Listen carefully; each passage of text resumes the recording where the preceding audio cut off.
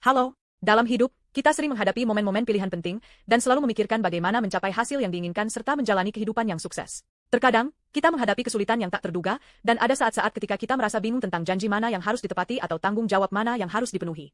Apakah benar-benar ada formula pasti untuk kehidupan yang sukses? Setelah Raja Salomo membangun sebuah kuil yang megah dan mempersembahkannya kepada Tuhan, Tuhan berkata kepadanya, "Seperti yang kamu minta, aku telah menguduskan kuil ini untuk menempatkan namaku di sana selamanya. Jika kamu berjalan di hadapanku dengan integritas dan kejujuran, seperti yang dilakukan ayahmu Daud, dengan mematuhi semua perintahku dan menaati hukum-hukumku, aku akan meneguhkan takhtamu selamanya." 1 Raja-Raja 9:1-9.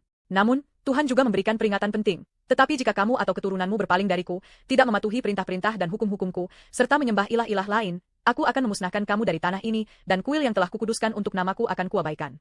Israel akan menjadi bahan ejekan dan cerita di antara semua bangsa.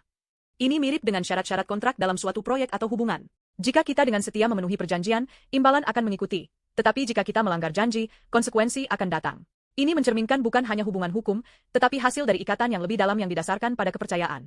Dalam hidup, kita sering mengalami keterbatasan kehendak atau usaha kita dalam menepati janji sepenuhnya. Sekalipun kita sangat ingin sempurna, kita seringkali ragu atau tersandung. Bangsa Israel menghadapi perjuangan yang sama. Mereka menerima hukum Tuhan sebagai janji, tetapi karena keterbatasan manusia, mereka tidak dapat mematuhinya secara sempurna. Kita juga tahu bahwa, sekeras apapun kita berusaha, kita tidak dapat mencapai kesempurnaan dengan sendirinya. Tapi inilah kabar menakjubkan. Yesus Kristus telah memenuhi semua janji ini dengan sempurna.